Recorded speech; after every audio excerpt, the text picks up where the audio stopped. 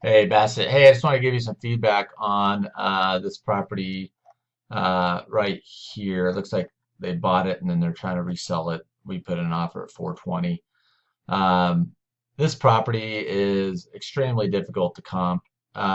It's so kind of it's out of a neighborhood. It's like up against a church. Um, it's this really tough one to comp. But I do want to kind of just chat about it. You can see it's right up against the highway, so. When you're comping properties, I'm sure you know this from the years of or the year of doing this. When you're up against these major highways, like 36, I-25, 76, I-70, these big yellow line highways, 225, all these 470 is another one. I mean, those highways are just night and day, constant, just roaring of traffic. So you really got to it's not a place I'd want to live. You're just constantly up against traffic. It's just not very it's not very fun. You definitely can tell when you're standing at a property like this or any of these properties that are just a few blocks off of these highways are going to comp in a completely different zone typically. Now this market's a little different, right? Because everything's just set like this 610. Um, that's probably one of the I don't know. It's active. That's why.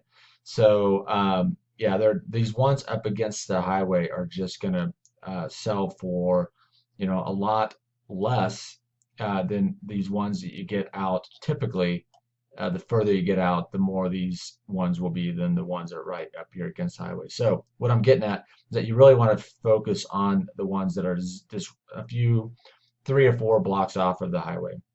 So I would probably weigh my comp the most heavily on this little brick house. It's not completely fixed up, but it's pretty nice. It's like a remodel from um, not too long ago, about the same square footage. Let's see this 500. See how that one looks. So yeah, this one's pretty nice inside. So I would probably weigh more on this 500 range than I would on I think you had like 620, which I think was probably more out one off the highway.